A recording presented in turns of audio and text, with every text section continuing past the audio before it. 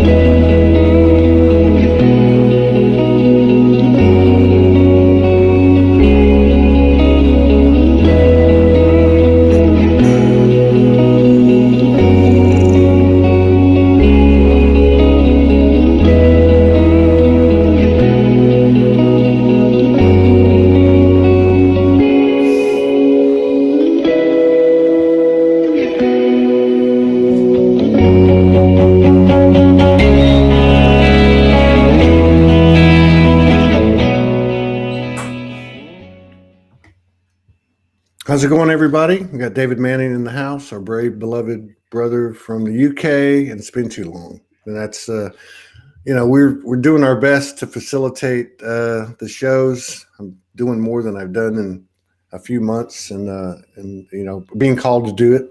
A lot of people being called to step up now, so we're trying to facilitate that and support that. We were just talking before the show.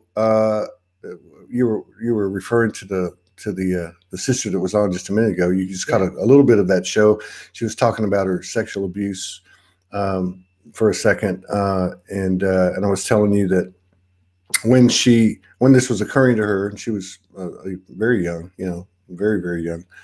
I think around 12, and that the Pleiadians had come in and connected with her and told her, "Hey, this isn't what you think it is. We got you. We got your back." And you said that you had a very similar experience with the unicorn people. Now, I've heard of people that have interacted with unicorns going back several years ago when I first started interacting with people. Not too many having the specificity that I think that you might have had in your experience. So, what happened when? What was going on with you when you made that connection? It was quite a neat way that it all came about. Now, I had suppressed the memories of what had happened to me, not completely, but largely. I always knew that something had happened, but I kept it. It's a very useful skill we have to be able to push levels of awareness down, and those membranes that we use to separate memories out are now dissolving all over the place. So there are much deeper memories coming to the surface now for many, many people. But I don't know when this was, maybe 2006, 2007, something like that. I started to every time I would meditate, there would be this huge unicorn up here somewhere. And it was like, I mean, it was beautiful, shining white, a little bit sparkly. And I was like, well, okay, it wasn't communicating. It was just there as this presence. And I started to get a bit pissed off because it was like, well, if I wanted a power animal, I would have liked a lion or a wolf, not a fucking shining unicorn. Thank you very much. But it was just there. For about 18 months, it was present. Not all the time, but often this unicorn was there. And then I was on a yoga retreat. I went off to a yoga retreat, and I woke up one morning in this awful state of panic. I was late to get to the first session, but my impression was that my uncle was standing at the foot of my bed. and I woke up, but just this horrified fear rising in me. But I had to rush to get to the first session in the yoga retreat. And as I walked in, there was a conversation happening that was about dreams. And I sat down and still feeling this weird sort of panic. And came to my turn to speak. And I just said, well, I've just had a dream that, or an experience where I woke up and I felt that my uncle was there. And as I started to talk about this, all of these memories just exploded inside me about the abuse. And it was my uncle who was my mother's uncle, so my great uncle. He was my grandmother's brother, who he lived in my grandmother's house. And when I went there, he would abuse me. Now, as all of this came out and I started speaking about it to this yoga group, and we were an intimate group, we had worked together for many years, and I was in bits. I was just crying and sobbing for ages, and it was a perfect space for this to come out in many ways. And this went on. It triggered a big healing for the whole group. And we came to the break, and I walked out into there was an orchard behind the space, and I lay under an apple tree, and the unicorn appeared in front of me. But sitting on the unicorn's back was the 3-year-old version of me. And this unicorn, it's funny, it makes me quite emotional. Just every time I think about it, it's such a beautiful thing. This unicorn just trotted into my heart and just integrated and brought that aspect of me back in.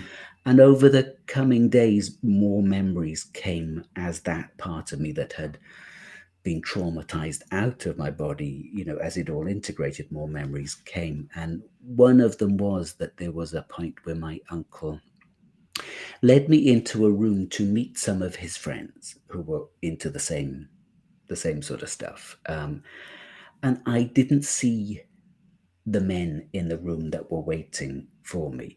What I saw was the unicorn that was standing behind them, and I left my body to go with the unicorn. And that, I think that's an experience that a lot of people have in, under those sorts of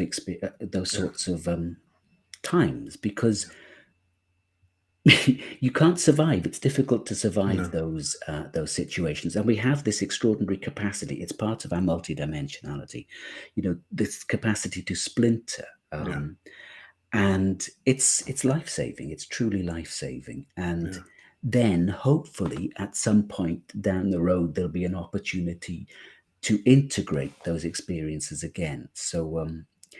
So that was my little experience of unicorns. Wow, And I haven't had a lot of experiences with them since, but that was well, that was pretty important. I mean, there's plenty, but that's a great point too, because Morgan told me a long time ago that essentially, she was abused from 3 to 13 by 4 different men, and very, from a human perspective, very horrific ways. I hear these stories like yours and hers and Soma, the lady that was just on. And I think to myself, I went through some stuff, but I don't know if I could have gone through something like that. And maybe I did.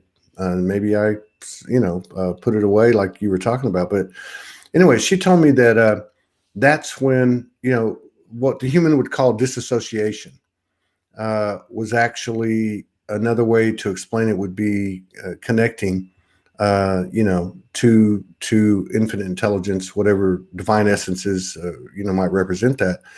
And that was the method that was utilized for her to strengthen her connection and expand it as time went on, which, serves her so well today. But yeah. And that was certainly true for me. It was a drastic way of keeping those channels open that often get closed down, as we move through childhood, because there was a big chunk of me not present here. It meant that those connections into those other dimensions were always that bit more open. it left me feeling an empty shell and wreck for many years. Yeah. But it was as if the first part of my life, the first sort of 40 years, wasn't particularly important. So, from that wider perspective, it didn't really matter. What mattered was the coming back of that, Yeah. which was a huge healing. I went through, years and years of addiction to fill the emptiness, an attempt to fill that empty space that Yeah. couldn't be filled with anything other than that soul retrieval, which happened at the right time for me, But it did certainly keep those dimensional doorways wide open. Yeah. And these things, they happen on so many levels. I was talking to somebody the other day. I was aware that later, as I went through a lot of rounds of healing of that experience, that there were past life connections between me and this man, my uncle, where we had been in loving relationships, loving intimate relationships in other times. So there was that level of Wow. confusion also. There was also a payback of karma for me, because I asked, why was my life like this? And I had a dream showing me on an island which I knew to be the Azores for some reason, and I was being chased by the villagers. I lived outside the village, and my memory from this dream was that I had kidnapped children, raped them, and eaten them. Mm. And that the villagers found out and chased me and killed me. And I don't know whether that was the truth, but that dream arose in answer to a question of why was my life like this, and the dream settled something in me.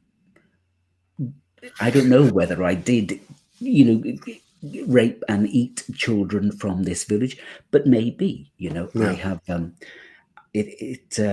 so there are many, many layers upon which Yeah. these things operate, and everything becomes simply a part of your wider experience. I mean, it's beautiful. Our multidimensionality, which is now really streaming online for many, many of us, is Yeah. is the most extraordinary thing, and everything is held within that vast field of Yeah. a place of no judgment. Yeah. It's Just amazing. experience. It's amazing what you're saying, because you're right. There's a lot of that. And I just see my friend here, Deborah Bell, who contributed a bus to Sology a couple of months ago. Oh, Well, superb. we got to go meet her when we picked the bus up, and she's saying, I think from this show and from this show and the last show, the subject matter. She says, "I got to go," and we're with you, sister. I got to go because I need more work here. That's why I love doing this show. But what I was saying is that there's so much is coming up now, and I think the point of your story to me is, with the trauma memories coming back in whatever form they do, that coupled with it is an equal or greater positive, affirmation, validation, code, Yeah. enhancement, however you want to put it. I had an experience with a guy on the show about 6 months ago, and somebody had referred him to us, and he was a practitioner with a certain specialty in healing and such. And as I do a lot of times on the show, so as I'm led to do, sometimes people come on with a certain preconceived notion that it's a typical Q&A talk show that's accentuating their experience, their skills and abilities, which is what we do here. But we do something a little bit different. We try to have a conversation, and sometimes you'll see some incredible transformations take place, and this was one of the cases, and it was involving something very similar to what you're talking about. So he was estranged from his father. He was one of three kids, and he never had a relationship with him as a result of, and he never got specific, but I'm pretty sure, because he alluded something very similar to what happened with you with your uncle. But anyway, so he said his father had passed, and I think he actually went to see him. His siblings called him, and I think he actually went to see him. And I don't think the father was coherent, so he got to see him before he passed or whatever. But then from Dimension, his father came to him, and he said, "Can you forgive me?" And And this guy was like, yes. And then his father said to him, you know, when you forgive me, you've forgiven yourself. And he said, come again? He said, let me take you back to pre-incarnation. And he went into this space, and the father was explaining to him or showing him how they had made an agreement, and that in this particular incarnation, that the father was to play the role of, of the victimizer, Yeah. and that it was all perfect, basically. So that's another thing I get from what you just said, especially with the dream about running from the villagers and all that. I don't know, so much of the stuff that we pick up, obviously it's much easier to understand and comprehend if it's seen as a metaphor. That was code coming to you, like you said, brought you to some sense of balance, and I appreciate you sharing that, because I can tell that it's helpful to the people that are watching. Yeah. There's no such thing as an innocent child. We are born into bodies that start small and grow, but we've all have vast back catalogues of experience. Some of it beautiful, some of it really ugly, and it all has to be balanced. So there's no innocence at that level, and then at another deeper level, there is perfect innocence all the time, regardless of whatever experience we have. And that has to be balanced and held in awareness too. And Yeah. it's but it is beautiful, I think, the way that all of this works out. And of course, when I was working through that stuff, it didn't feel beautiful at all. It just felt really, No. really fucking ugly. Yeah.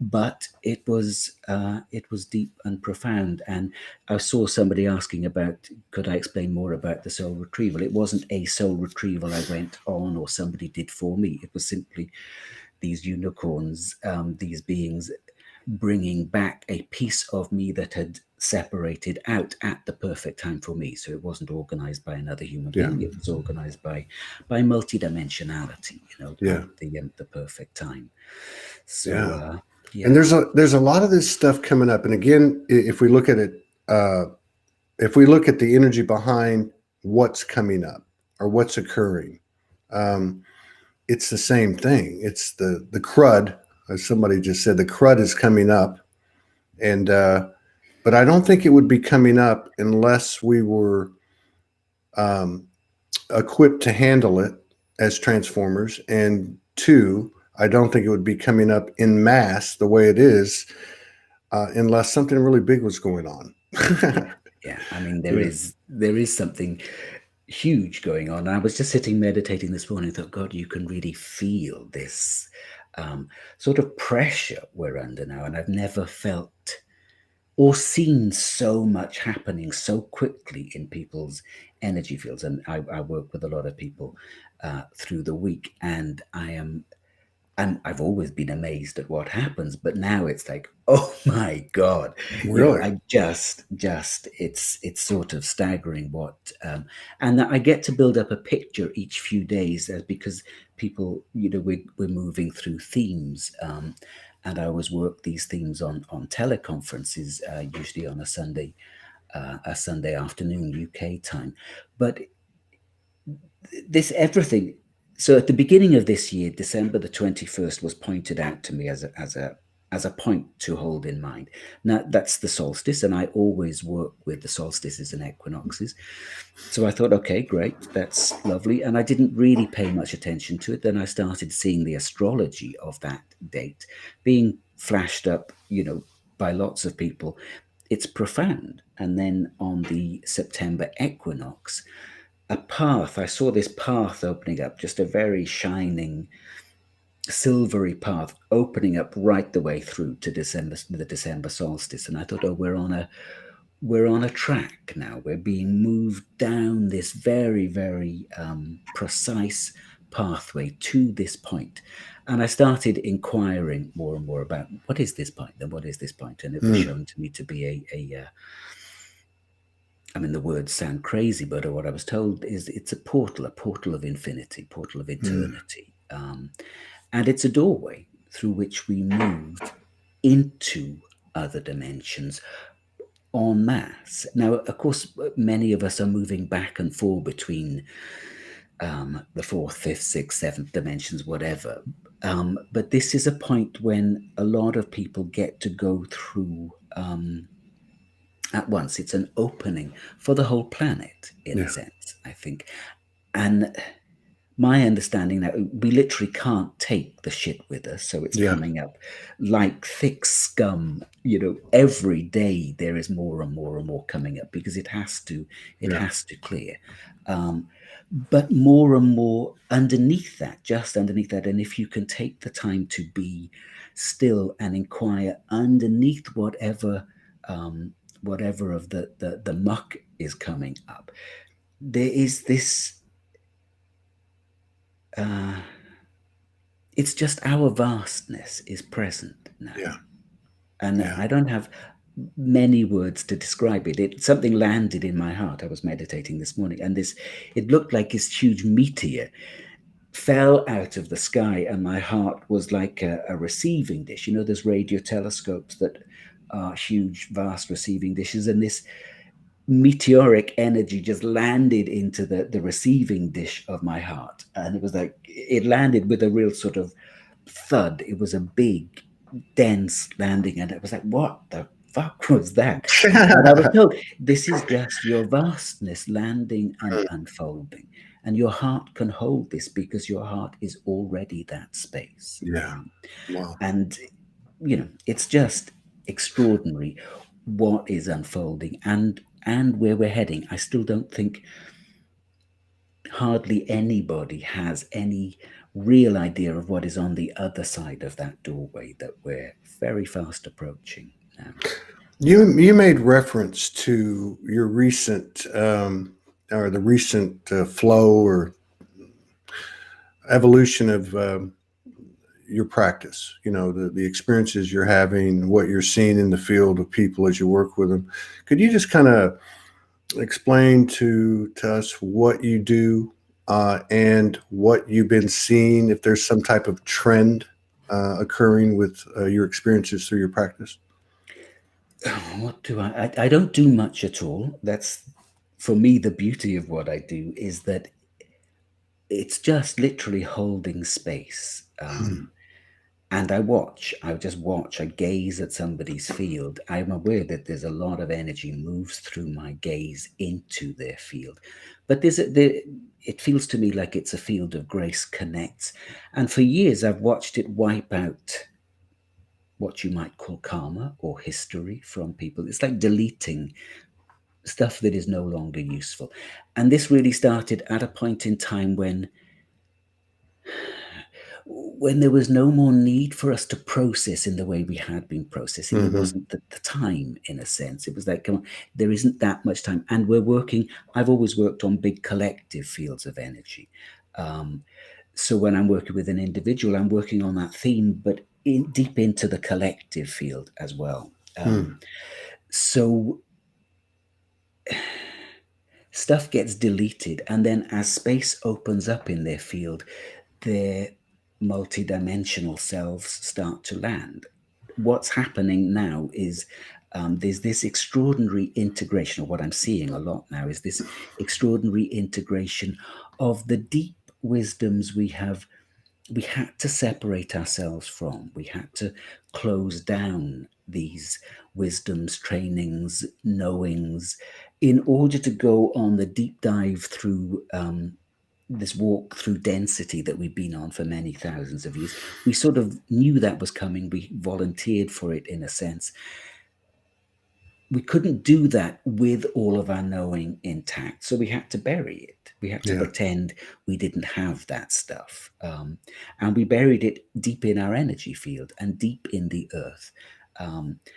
Now that stuff is coming back online, and it's coming back very, very quickly. So as much as there is the most enormous amounts of shit just sifting out of our fields all the time, there is also the most extraordinary integrations and upwellings happening at the same time. So a lot of it is coming up.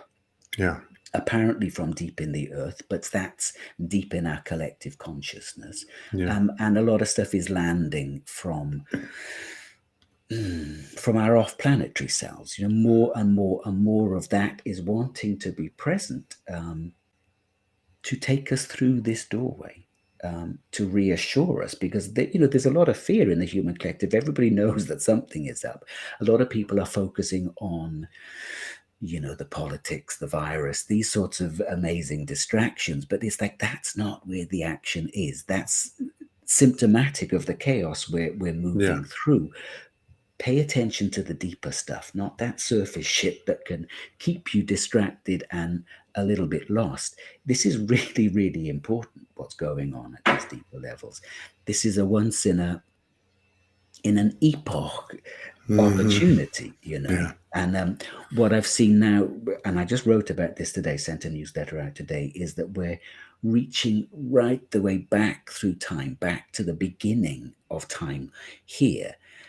And we're pulling all of the wisdom through time, all of the experience, and we're integrating all of that again, because this is a wrap-up phase now. We're wrapping up this particular part of the experimenting consciousness that this planet is, as we move through the doorway into a whole new game, I think. And Yeah. I love the so way that you, I love the way you, and those like you, not to compare in a competitive way, or an inferiority, superiority type of way, but I just resonate more with explanations of the narrative such as yours, which takes the sting out, which I think is a point of separation that I'm going to refer to, the sting out of the dark agenda. And it's not to say that that's not a reality at a certain level of perception, but I think one totally, of the things that you in your explanation that you are bringing forth is that you are not, by cliche or pretty words, uh, you're anchoring yourself in your perspective from the highest perspective that you've been able to embody. And I think that, to me, because I see quite a few people doing it, um, I think that's becoming a bigger part of our consciousness, to be able to look at things and zero point or integrate polarities, because we can't do that at the levels that we need to do that in order to bring the transformation, if we flatline at a certain dimension or perspective or timeline. Uh, and I think it's a necessary part of our, what did you say? Tying up all the loose ends or coming to the end. it's a Um, wrap-up phase. Yeah, it's yeah, a the wrap. wrap up. We can't wrap it up, and from this, and I don't mean lower as in inferior. I just mean from a flatline perspective. Where, oh, this is how it works. We're actually, and I've said this, and I'm going to say it again. But 2 weeks ago, I had a transmission, and they showed me the circle of the galaxy, and they showed me the origination of the galaxy, and they showed me how it was constructed and all the different species that were involved. And some are bad words from a lower perception, such as serpent species and reptilian and such. And but I said to them, where do we come in? And they said, outside the circle. Poof, they showed me like a starburst, and they said, this is where y'all come from. So that, to me, was a metaphoric download showing me, you guys retain the higher perspective. Understand that this container is, what did you say, the grand experiment, or the experiment, the laboratory. Experimenting consciousness. Yeah, experiment in consciousness. So this And I is the think that's, laboratory. yeah, This is and that's the, what it is. I mean, yeah, it's the most extraordinary experiment, but it is, in one sense, it's a game. yeah, It's a total game to see what we can do here, what we can create, what we can co-create. How dense could we make things yeah, here? How sticky and dark and dense could we go, and then still come back from yeah, that? yeah, Um, I don't. You mentioned 12. Well, in most of the world they say 2112 2020. Here we say 1221 2020. But you mentioned that and a lot of people have mentioned this. A lot of people have mentioned this since the beginning of the year, before the beginning of the year, and as the year's gone on. Morgan, pulled down. We were in March. We were in Florida. The energies, as the metaphor was imaged to her, was that the masculine and the feminine collective energy field had reached a point, enough of a point of balance to where there was the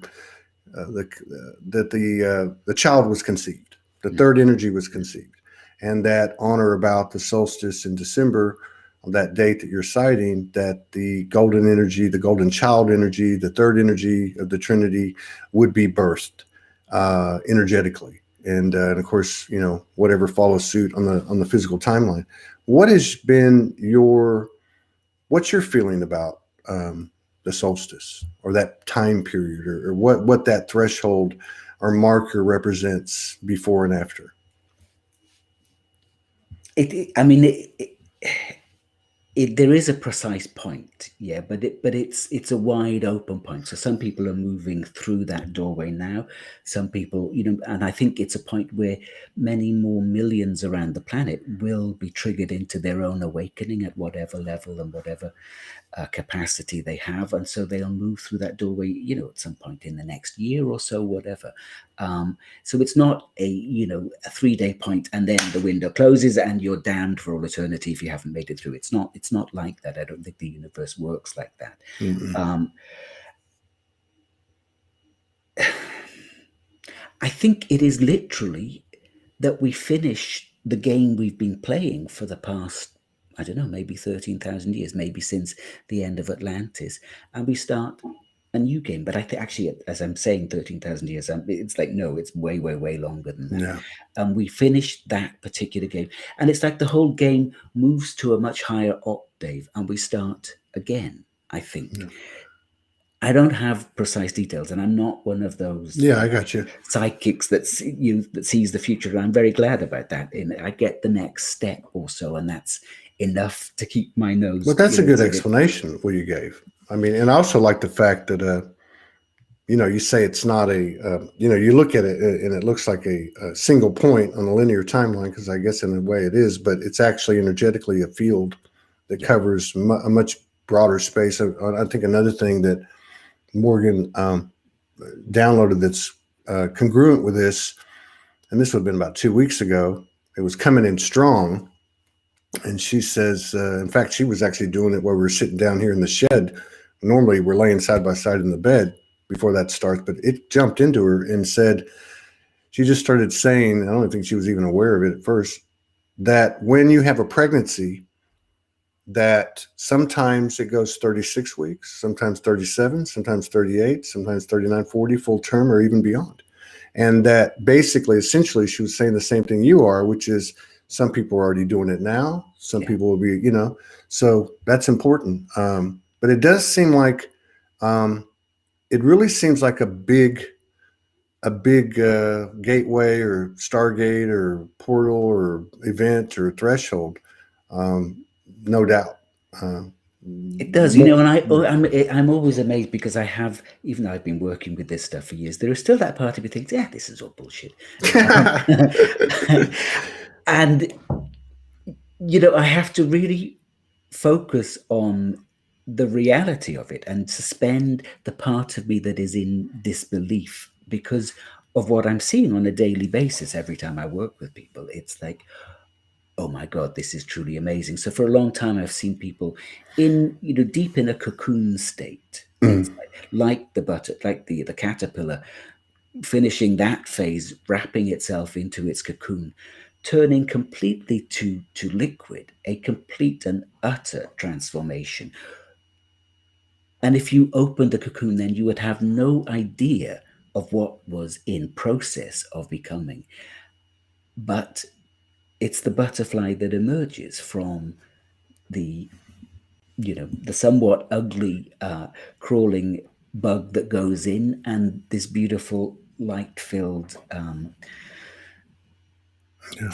flying being that emerges. And I think it's a bit like that too. I've seen that cocoon phase, many people going into that cocoon phase.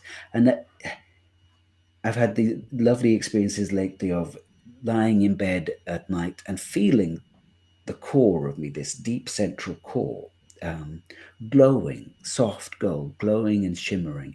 And then my energy field, I would just watch and feel as my energy field expanded out and out for miles. And, Hmm. light structures would emerge in it that download and upload light. And I've got nothing to do with this at a personality level, but I think many people are now experiencing this extraordinary activation of their light body. Yeah. Yes. And this Absolutely. is Yeah. this is this is the architecture of us that is now coming online again, and it's been dormant for many, many, Mm. many thousands of years. So We're the it's, grid, aren't we? yeah, we are the We're the grid, and grid. millions of us all over the planet are now like pinging, Yeah. into illumination and Yes. creating a new grid on this planet that takes the whole planet through this doorway. I think, we are the doorway in effect. You mentioned doubts, and I mentioned this on the last show. I remember writing a piece in the original studio years ago, and the last part of it was respect your truths. And then that came in and said you need to add this line: respect your doubts. Ali Lacroix, Corner, thank you for your comment or your question. So I think David's a perfect person to answer this question. I won't read it all, but she basically says something that I hear a lot of and see people doubting. Okay, she says I have not experienced my own guides. So does that mean I'm not awakened? And then he says, she says, I'm not sure. It says, feel like a science. I feel like a scientist accumulating data. What do you say to people that feel that they're not awake and they listen to a conversation like this and they say something like that? I've not experienced a dimensional experience to my memory, or I haven't met my guides, or something to that effect. What do you say to people like that? It's not necessary to have intimate relationships with your guides. Many now, I think, are bypassing. I went through psychic development training over a 5-year period, 30 years ago, and it was great. You got to meet your guides and work with them. But the guides that I was meeting always told me, we're just you holding the pieces of you that you have yet to integrate. And as you integrate those pieces, we disappear because you have no need of us. We're holding the wisdom that you believe is outside of you. Hmm. So I think a lot of people now are just opening to the wisdom without having that Yeah. relationship with what are often simply discarnate aspects of themselves. Yeah. Um, Great point. That's a great explanation. And I want to bring this up because, this platform, obviously, I've seen the transformational energy that it serves as a conduit for. And so many of the questions, such as the one I just asked or they asked, um, I've tried to represent the audience in terms of those who are just waking up or consider themselves just waking up. But one of the things that I've seen that's happened, as this year's gone on, and certainly in the last 2, 3, 4 months, because there was a lot of polarization, a lot of crazy. more than ever in the lightworker community with this election and COVID and vaccines and masks and all that. But what I'm getting at is I've noticed that some. Sorry. That's okay. Go ahead. I- I've noticed that some of those folks who have been out there on the forefront in a public way uh, for a long time uh, are, I guess what I'm saying is the connection or the attachment that they've had with those aspects of themselves that you just described is starting to weaken. And I don't mean weaken in a way like their connection's less, but the identification with these faces of the universe is lessening. And what you're saying is so important because there are so many people that I've talked to that have said, I just hear one voice. I just have the universe that just guides me in this singular, seemingly singular way.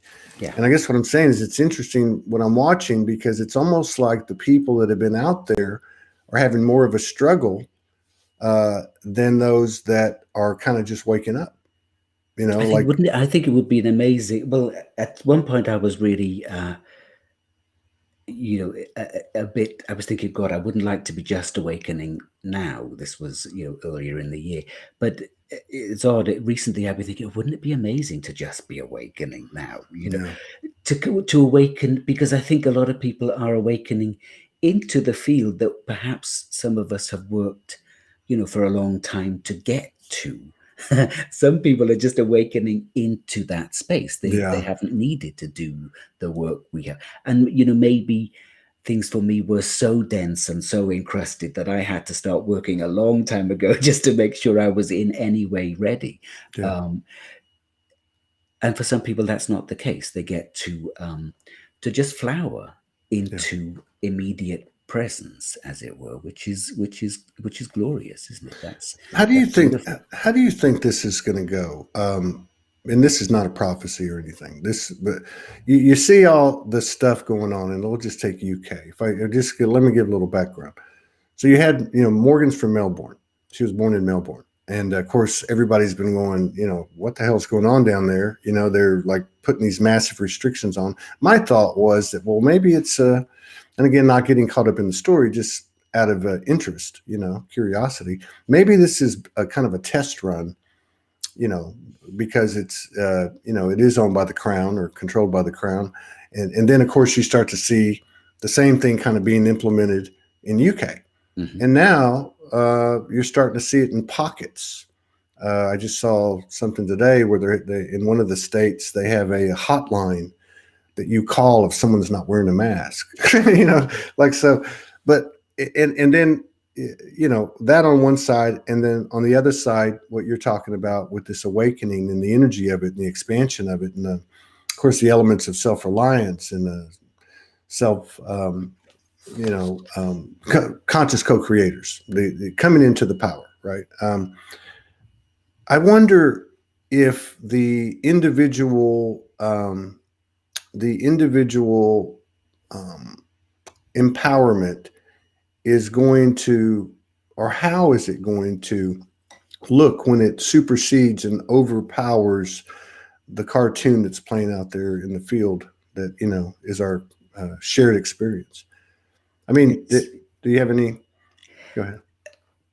years ago. I think it was perhaps 2013. After we'd been through the what was meant to be the big 2012 December solstice, that many people were really disappointed with. And for me, it was an extraordinary experience. But I was meditating and I found myself standing on a mountain in what I knew to be the Canadian Rockies. And it was sort of in the area of the border between the US and Canada. And it was a wintry scene. And sitting in the cave was this ancient Native American elder. Um, and I knew he was like a planetary guardian. And I sat with him in front of this fire that was blowing in the wind and howling wind outside and snow being blown all over the place. And I watched him and he was weeping. Hmm. And I said, why are you weeping? And he said, I'm weeping for the choice the human uh, family has made, because they have decided not to ascend as one. Uh, and at that point, I was thinking we were all going to go together, sort of thing. And he just said, no, most people aren't choosing that now, Hmm. Wow. but a portion of you are choosing to move together.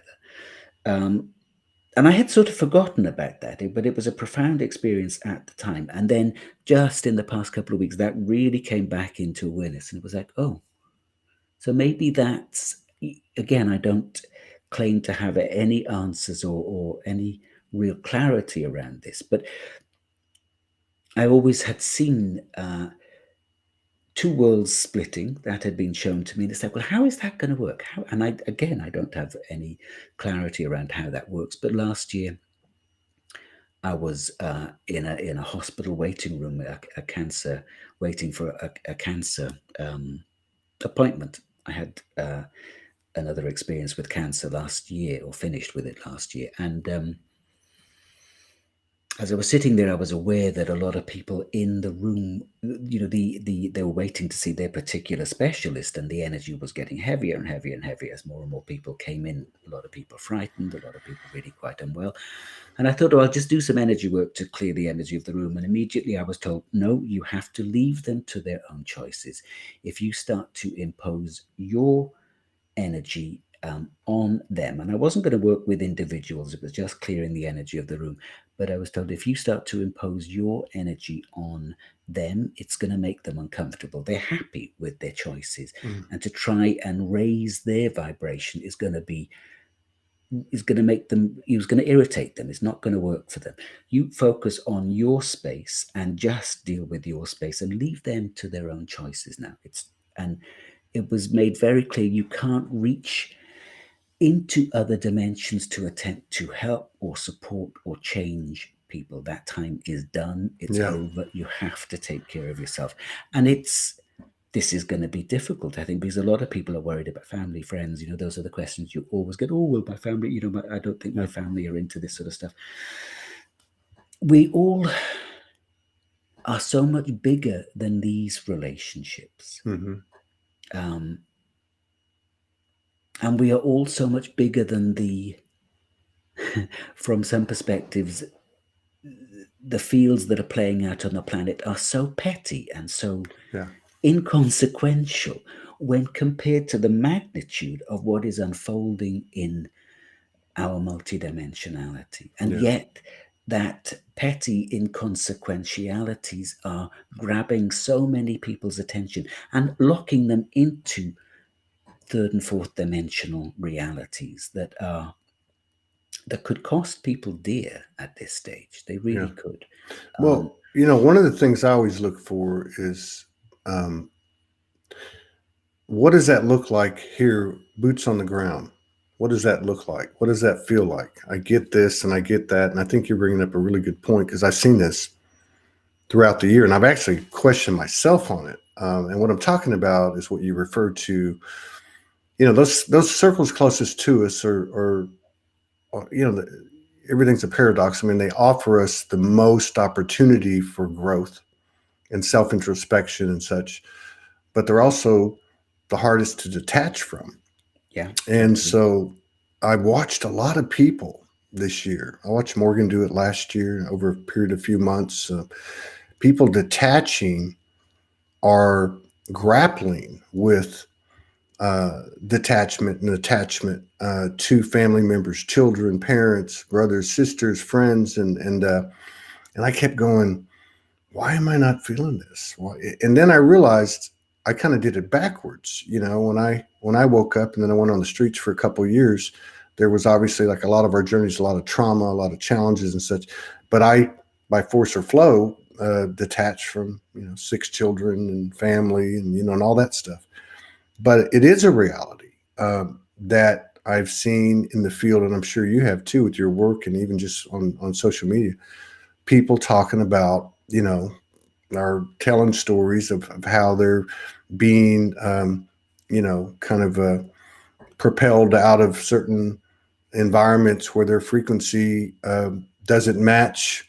And those energies are represented by the closest blood relatives and closest friends they have. So that's a very, I guess what I'm saying too is that some of the things that are the springboards for our expansion, they're kind of painful. and Always, so, I think, we still are in that thing of often being triggered into our awakening by crisis. And I think it's true, we get a lot of our growth through our family and loved ones, through the grit in those relationships and the love and the joy too. Now, though, and I think this is part of the stuff where a lot of the lockdowns that are happening around the globe are quite useful, in that they give people, and this has been a year for that, they give people more time on their own. Yeah. And Yeah. that's hugely useful at this point in Yeah. time. It really is. And more time with those people that you're referring to, Yeah, like their yeah, family, yeah. which can go either way. Right. But, yeah, but And so it's an interesting dynamic. And, totally. And if you're caught in this, whether you live with your family or not, and you don't know what to do, just surrender them to their higher self.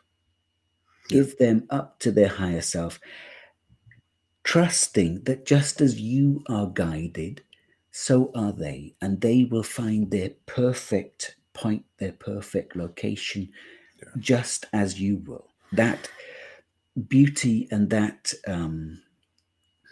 care, that grace that love has for us all is always operational. Kuan yeah, Yin showed me years ago that she was holding all of the sleeping masses on this planet. And until she showed me this, I hadn't realized how concerned I had been about that question until she said, "Don't worry, I've got them." yeah, yeah. And the same, we are all held in the same field of grace. It's just we're making different choices now. And we have to be, you can't put somebody that isn't ready into, somebody at kindergarten level, you can't put them into senior school and expect them to be happy. And that's even a really judgmental way of putting it in No, I terms got you. of Yeah, levels. But it's, we just each will find our own resonance and our own energetic balance. And then the learning to detach at the emotional level, because the love is never lost and the yeah, deep connection is never lost. yeah. Um, That's true.